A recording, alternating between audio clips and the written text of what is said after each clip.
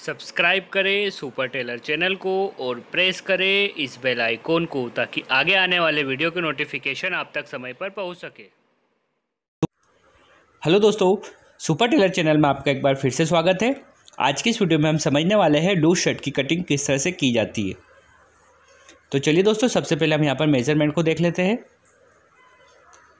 Measurement में length है 30 inch, shoulder 20 inch, sleeve 25 inch, chest 42 inch, tummy 43 inch और collar 16.5 inch. दोस्तों आप इस मेजरमेंट को नोट कर लीजिए। चलिए दोस्तों, यहाँ पर हमने इस मेजरमेंट की शर्ट की कटिंग करने के लिए सिर्फ 2.25 मीटर कपड़ा लिया है। तो आप 2.25 मीटर कपड़े में किस तरह से आसान तरीके से शर्ट की कटिंग कर सकेंगे, आज की वीडियो में हम आपको यही सिखाने वाले हैं। तो दोस्तों आप हमारी वीडियो को केयरफुली वॉच करिए और वीडियो को अंत तक देखिए ताकि आपको कटिंग समझने में किसी भी प्रकार की कोई प्रॉब्लम ना आए। दोस्तों नेक्स्ट वीडियो में हम आपको इसी शर्ट की स्टिचिंग भी बताने वाले हैं। काफ़ी व्यूअर्स हमें कमेंट करते हैं कि सर आप कटिंग के साथ स्टिचिंग का वीडियो भी अपलोड कीजिए, तो हमने यहाँ पर इसी शर्ट की आपको स्टिचिंग भी बताने वाले हैं। तो चलिए दोस्तों, यहाँ पर हमने कपड़े को उल्टा कर जमा लिया है और डबल फोल्ड करते हुए जमाया है, क्योंकि यहाँ पर हम दोनों फ्रंट की कटिंग साथ में करने वाले हैं। तो चलिए दोस्तों, यहाँ पर हम रेशेदार कपड़े को हटाने के लिए इस तरह से सीधे स्केल की मदद से एक मार्किंग कर लेते हैं। अब दोस्तों यहाँ पर हमें 1.5 इंच दामन की मार्जिन के लिए लेना है और आधा इंच हमारा ऊपर शोल्डर सिलाई में मार्जिन जाता है, इसलिए हम यहाँ पर 30 इंच लंबाई का शर्ट काटने के लिए 2 इंच एक्स्ट्रा मार्जिन लेंगे और 32 इंच पे लंबाई के लिए मार्किंग कर लेंगे। इसके बाद दोस्तों जो सीने का मेजरमेंट 42 इंच था, 4 से डिवाइड करने पाएगा 10.5 इंच और हाफ इंच आप माइनस कर ले और 10 इंच पे आप आर्म होल के लिए मार्किंग कर दें। और दोस्तों जो 2 इंच हमने नीचे मार्जिन लिया है वो इस तरह से हम 30 इंच पे मार्किंग कर लेते हैं। इस तरह से जब आपका शर्ट की स्टिचिंग कंप्लीट हो जाएगी तो शर्ट की जो लेंथ रहेगी वो एक्यूरेट 30 इंच रहेगी। अब चलिए दोस्तों, हम यहाँ पर प्लेट मार्जिन ले लेते हैं। कोर को हटाकर 2 इंच कोर की कटिंग हम कर लेंगे और 2 इंच कपड़ा हमारे पास अवेलेबल रहेगा प्लेट तैयार करने के लिए। अब दोस्तों इन मार्किंगों को करने के बाद हम सभी मार्किंगों को 1 बाय 1 सीधे स्केल की मदद से मिला लेते हैं।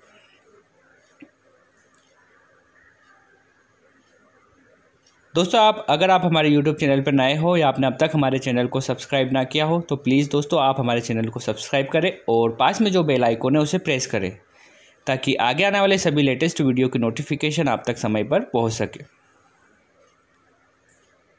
अब दोस्तों हम इन सभी मार्किंगों को सीधे स्केल की मदद से 1 बाय 1 सीधा कर रहे हैं। इसके बाद दोस्तों हम समझने वाले हैं कि चेस्ट की मार्किंग हमें किस तरह से करना है। तो दोस्तों जो चेस्ट का मेजरमेंट था, मीन्स सीने का मेजरमेंट 42 इंच था, 4 से डिवाइड करने पे आ रहा है हमारा 10.5 इंच। तो इस तरह से हम यहाँ पर 10.5 इंच पर चेस्ट के लिए मार्किंग कर लेंगे। और दोस्तों नॉर्मल शर्ट में हम 2 इंच लूजिंग लेते हैं और लूज शर्ट में हमें 2.5 इंच लूजिंग लेना है। तो हम नॉर्मल शर्ट में इस तरह से 2 इंच पे लूजिंग लेते हैं और मार्किंग कर देते हैं, पर ये हम लूजिंग शर्ट की कटिंग कर रहे हैं तो यहाँ पर हम 2.5 इंच लूजिंग लेंगे। तो इस तरह से जो हमारी फ्रंट की चौड़ाई 13 इंच कंप्लीट हो जाएगी। एक हमने मार्किंग 2 इंच पे कर ली है, आगे आपको समझ में आएगा कि हमने 2 इंच पे क्यों की है। फिलहाल यहाँ पर हमने जो 13 इंच का फ्रंट रेडी रखा है, इसी तरीके से आप दामन में भी 13 इंच पे ही मार्किंग कर लें। ठीक है दोस्तों, अब इसके बाद हम समझने वाले हैं कि शर्ट में आपको फिटिंग शेप किस तरह से लेना है। दोस्तों आपने देखा होगा चेस्ट का मेजरमेंट 42 इंच था और पेट का मेजरमेंट 43 इंच था। चेस्ट से जब भी पेट का मेजरमेंट ज़्यादा हो तो आप हल्का सा राउंड लेंगे। किस तरह से राउंड लेंगे हम आपको बता देते हैं। सबसे पहले आप यहाँ पर इस तरह से मार्किंग कर लें।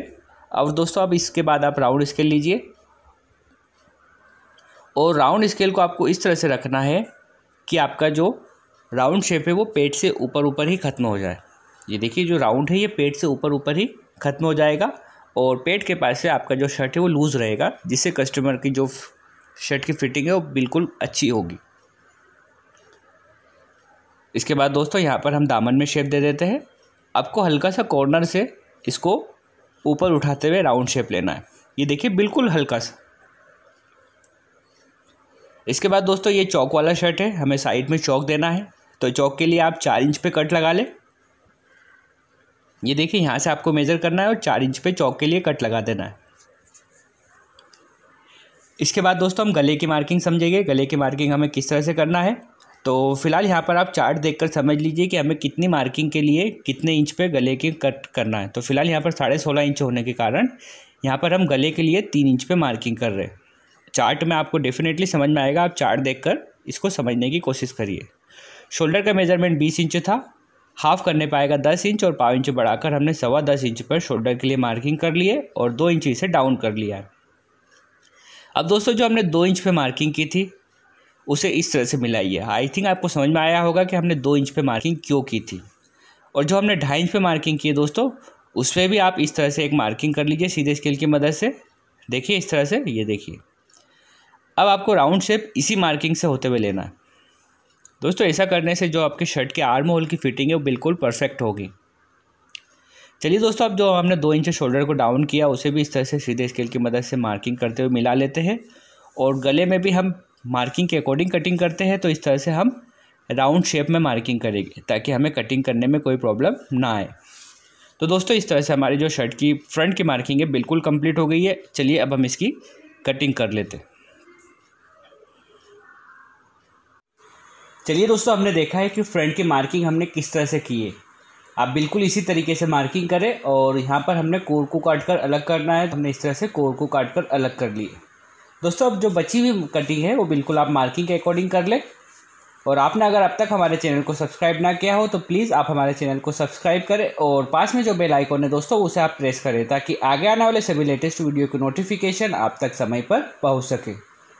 दोस्तों अब अगला वीडियो हम इसी सेट की स्टिचिंग का बनाने वाले हैं। आप ज़रूर उस वीडियो को वॉच करिए ताकि आपको इसकी कटिंग और स्टिचिंग दोनों अच्छे तरीके से समझ में आ सके। तो आप देख सकते हैं दोस्तों, यहाँ पर हमने फ्रंट की कटिंग किस तरह से की जाती है आपको बताया है। चलिए अब हम समझ लेते हैं कि आगे आस्तीन की कटिंग किस तरह से आपको करना है। तो इस तरह से आप यहाँ पर प्लेट के लिए कट लगा दें और यहाँ पर आपको चौक के लिए कट लगा देना है।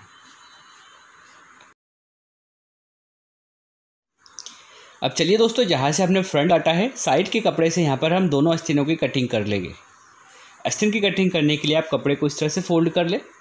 अब दोस्तों आर्म होल में आपने याद होगा, आपने आर्म होल की जो फ्रंट में मार्किंग की थी वो 10 इंच पे की थी। तो ऊपर से भी हमें आस्तीन के कपड़े को भी 10 इंच ही फोल्ड करना होगा। तो सबसे पहले हम यहाँ पर आप सीधे स्केल की मदद से इस तरह से एक मार्किंग कर ले और अब मेज़र कर ले कि यहाँ पर हमारा 10 इंच कपड़ा अवेलेबल है या नहीं है। फिलहाल यहाँ पर हमारा 9.5 ही है, तो आप इसे हल्का सा और बढ़ा लें। अब आप मेज़र करें कि 10 इंच कपड़ा हमारा अवेलेबल हो या नहीं है। ये देखिए दोस्तों, यहाँ पर हमारा 10 इंच कपड़ा बिल्कुल बराबर हो गया है। अब यहाँ पर हम मार्किंग करेंगे।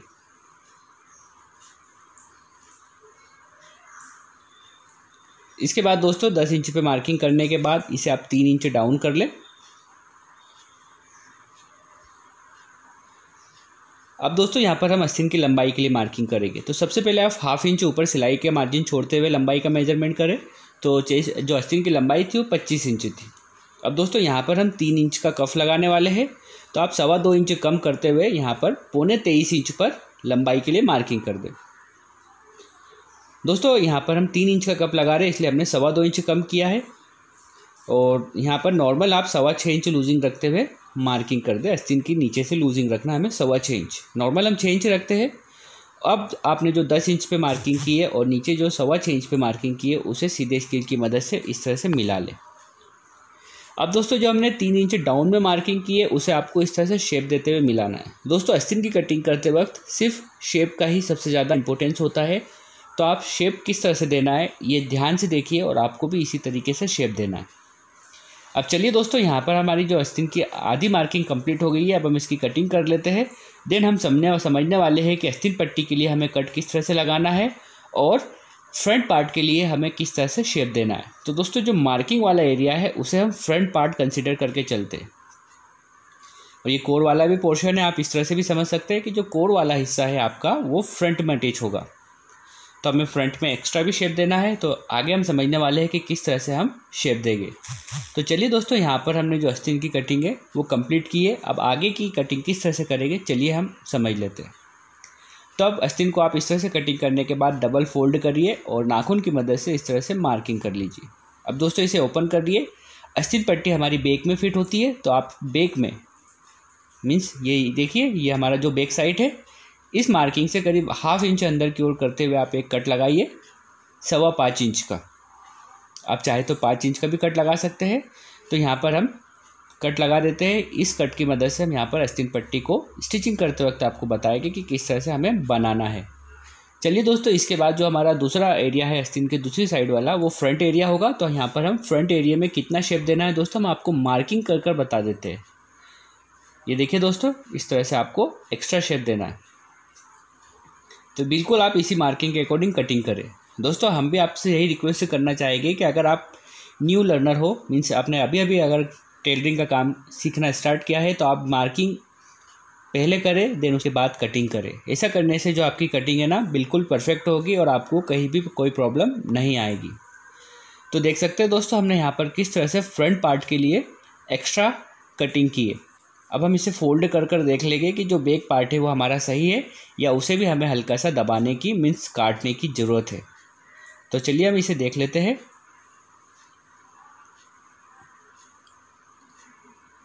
तो दोस्तों, वैसे तो ये ठीक है, पर हल्का सा हम इसे डाउन करते हुए कटिंग करेंगे। हल्का सा आपको करीब 5 इंच डाउन कर ले, ताकि जब आप आस्तीन की स्टिचिंग करें तो आपकी आस्तीन बिल्कुल परफेक्ट तरीके से फिट हो जाए। स्टिचिंग करते वक्त आपको बताएंगे कि इसी कटिंग के अकॉर्डिंग हम आस्तीन को फिट करेंगे। तो चलिए दोस्तों, यहाँ पर हमारी आस्तीन की कटिंग कंप्लीट हो गई है। अब चलिए दोस्तों, आस्तीन की कटिंग करने के बाद जो नीचे वाला कपड़ा है, इसे ओपन कर ले और यहाँ से इस तरह से इसे फोल्ड करें, ताकि हम यहाँ पर बैक की कटिंग कर पाए। अब आपने देखा होगा दोस्तों, जो हमारी फ्रंट की चौड़ाई थी वो 13 इंच कंप्लीट थी। तो यहाँ पर हमें बैक की कटिंग करने के लिए करीब 12.25 इंच कपड़ा चाहिए। तो आप मेज़र कर ले 12.25 इंच कपड़ा। ये देख सकते हैं दोस्तों, यहाँ पर हमारा करीब 12.5 इंच हमने कपड़े को फोल्ड कर लिया है। अब यहाँ पर हम बैक की कटिंग करने वाले। अब दोस्तों, बैक की कटिंग करते वक्त आपको ध्यान देना है कि जो ऊपर से आप देख सकते हैं कि हमारा काफ़ी नीचे वाला जो पोर्शन है वो कम है। तो हम नीचे से बैक को जमाना स्टार्ट करेंगे। दोस्तों, यही ध्यान देने वाली बात है कि अगर आप कटिंग करते वक्त तो थोड़ी सी भी गलती करोगे तो आपकी शर्ट की कटिंग यहाँ पर नहीं होगी। तो आप देख सकते हैं यहाँ से हमारा कपड़ा बिल्कुल बराबर है। तो आप यहाँ से बैक को जमाना स्टार्ट करें। ये देखिए, यहाँ से आप फ्रंट जमा लें और ऊपर से भी आप मेज़र कर लें और फिर इसकी कटिंग स्टार्ट करें। तो दोस्तों, यहाँ पर हम शोल्डर की अलग से कटिंग करेंगे। तो चलिए, यहाँ पर आप इस तरह से बैक के कपड़े पर फ्रंट को जमा लीजिए। अब इसकी मार्किंग स्टार्ट करें। तो दोस्तों, यहाँ पर जब आप अलग से शोल्डर की कटिंग करें तो आप फ्रंट से 2 इंच कम बैक को कर ले। ये देखिए, अपने फ्रंट को जो है 2 इंच नीचे, फ्रंट से 2 इंच नीचे मार्किंग कर रहे हैं, ताकि जो बैक की लंबाई है वो फ्रंट से 2 इंच कम हो सके। तो इस तरह से आप मार्किंग कर ले और इसे सीधे स्केल की मदद से मिला लें। अब दोस्तों, इसके बाद हमें आर्म होल किस तरह से देना है बैक का। तो जो शर्ट का फ्रंट का आर्म होल है उससे 1.5 इंच अंदर आप एक मार्किंग करें और अब आप शोल्डर की मार्किंग कर ले। 20 इंच होने के कारण हाफ करने पाएगा 10 इंच और 0.5 इंच सिलाई मार्जिन लेते हुए आप 10.25 इंच पर इस तरह से शोल्डर के लिए बैक में मार्किंग कर दें। अब आप इन दोनों मार्किंगों को मिला लें और बैक में आर्म होल में शेप देने के लिए आप इस तरह से राउंड शेप में मार्किंग कर दें। अब दोस्तों, आपने देखा होगा कि जब भी हम बैक की कटिंग करते हैं तो बैक में हम राउंड शेप नहीं लेते, जिस तरह से हमने फ्रंट में राउंड शेप लिया था हल्का सा। तो इसे बिल्कुल हम स्ट्रेट कर देंगे और फिर बैक में कटिंग करेंगे। तो चलिए दोस्तों, ये हल्की से राउंड में मार्किंग है, तो इसे हम बिल्कुल स्ट्रेट कर लेते हैं। स्ट्रेट करने के बाद दोस्तों, हमारी जो बैक की मार्किंग है वो बिल्कुल कंप्लीट हो गई है। अब इसी मार्किंग के अकॉर्डिंग आप बैक की कटिंग कर लें। दोस्तों, बैक की कटिंग होने के बाद हम समझने वाले हैं कि शोल्डर की कटिंग किस तरह से करना है। दोस्तों, यहाँ पर हमारा जो शर्ट का कपड़ा है बिल्कुल लिमिटेड है, तो हम आपको यहाँ पर सिंगल शोल्डर की ही कटिंग करना बताएंगे और स्टिचिंग भी आपको सिंगल शोल्डर की ही बताएंगे, क्योंकि कपड़ा बिल्कुल लिमिटेड है। हम यहाँ पर डबल शोल्डर की स्टिचिंग और कटिंग नहीं कर पाएंगे।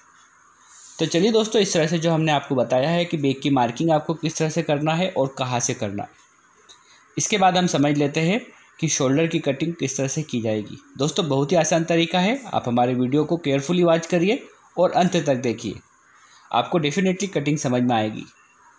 इसके बावजूद अगर आपको कोई प्रॉब्लम आए तो आप हमें कमेंट करिए, डेफिनेटली हम आपकी प्रॉब्लम को सॉल्व करने की कोशिश करेंगे। तो चलिए दोस्तों, अब हम समझ लेते हैं कि शोल्डर की कटिंग हमें किस तरह से करना है।